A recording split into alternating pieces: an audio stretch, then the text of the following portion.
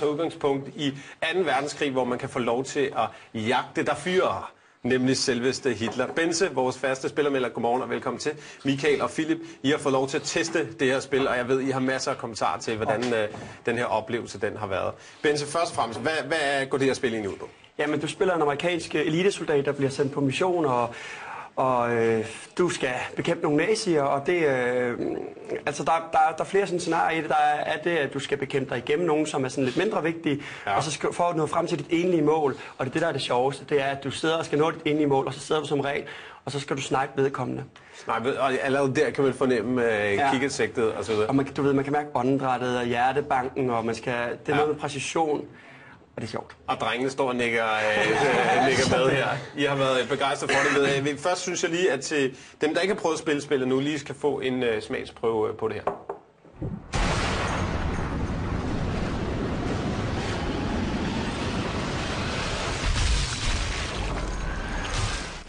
Kan I prøve at sætte nogle ord på, hvordan det er at spille det her spil, når du er inde i den her verden, og som vi også ser her, kikkertsigtet, som vi lige nævnte før?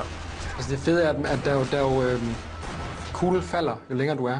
Så når man først får det der hovedskud, det er det fedeste, når man så kan se røntgensynet. Det er det fedeste. Der er jo nogen, der tænker, også inklusive mig selv, at det er meget drabeligt, det er meget drabeligt, ja. Det er jo en del af sporten at lave det fedeste kill med den sniper der, og det er måske lidt, hvad kan man kalde det, lidt sygt at sidde og tænde på den slags, men det er fedt at lave et kill, der ser rigtig, rigtig godt ud. Det røntgensyn. Det er en fed effekt, de har lagt ind i spillet der. Det er det.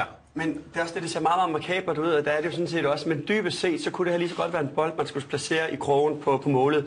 Fordi det, der er det dragende ved spillet her, det er nemlig det der med at lave det perfekte kill. Man kan tage en mission om og om igen, fordi man vil gerne ramme vedkommende i hovedet. Og man vil gerne se, at hovedet bliver knust. Fordi at det er sjovt. Og det lyder meget, meget sygt, men man skal sammenligne lidt med at det der med, at her ligger der en bold, og den skal have i målet, og det skal bare se så godt ud som overhovedet muligt. Det er dybest set det, man gør. Hvor man også kan se det i fodbold i langsom gengivelse, hvilket man også kan her. Men bliver det ikke udplænslet lige lovligt meget, eller hvad? Jamen, det er jo virkeligheden, det er jo sådan, det ser ud. Jo. Det er prøvet at gøre det så realistisk som muligt, og jeg synes, det er okay, sådan det er penslet ud. Altså, der er jo aldersgrænse på spillet, så ja. Og vi ser også nogle af billederne her lige nu, hvordan man zoomer ind og kommer lidt tættere på, og skelettet bliver nærmest splattet ud over det hele.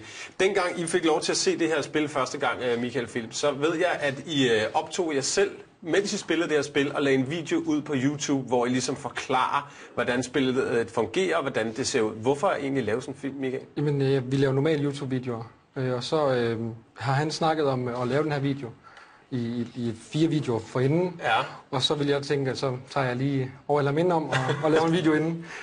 Hvorfor vil du gerne nå at snyde ham? Sådan en lille joke for ham, fordi han lige overhælder mig på subscribers eller på abonnenter på YouTube. Så.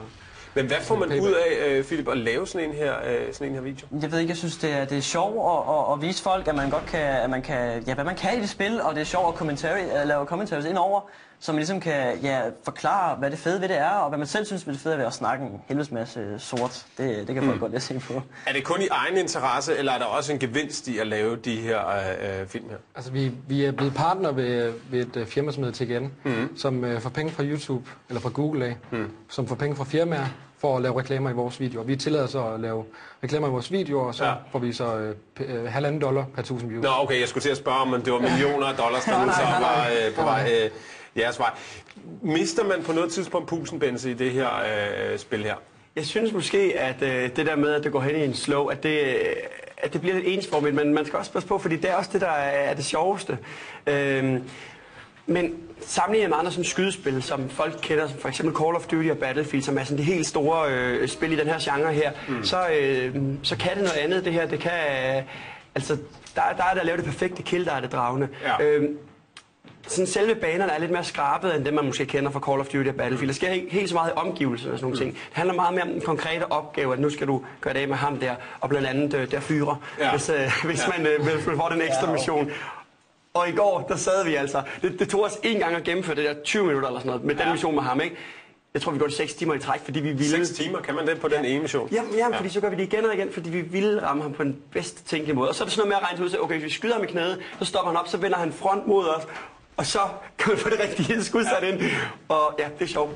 Dreng, I får lov til at give jeres stjerner til det her spil. Hvor mange synes du, Michael, at spillet Sniper V2 skal? Så vil give det ud af de 6, vi har fik lov til, der er 5. Fordi at nogle gange der er lydeffekterne lidt dårlige. Ja. Man kan ikke høre, hvor fjenderne er henne. Som i andre spil, f.eks. Splinter Cell, kan man se det. Som er et snigerspil også. Der kan man høre, hvor fjenderne kommer fra. Jeg noterer 5 for Michael. Hvad siger du, Philip? Jamen nu er det ikke for at være opbakning, men jeg siger også 5, fordi jeg synes godt, at lyden og grafikken kunne være en del bedre. Grafikken er okay, den er acceptabel, men den kunne godt have været federe. Især når man ser på den tidligere udgave. Men vi er højt op i stjernerne her. Benze, du får lov til at slutte af. Hvor mange stjerner synes du, at spillet det skal have 4, det skal det. Altså faktisk, da jeg hørte om det her spil her i sin tid, så tænkte jeg, det rører jeg ikke engang ved. Nej. Men det gør altså et eller andet fængslende. Og så er grunden til, at jeg alligevel ikke får mere end 4, det er fordi, at det er sådan et lidt skrabet skydespil. Men, men det kan det rigtig godt. Så 4 stjerner til lidt af en overraskelse, må man sige. 5, 5 og 4, sådan skal det være. Michael og Philip, tusind tak, fordi du kom.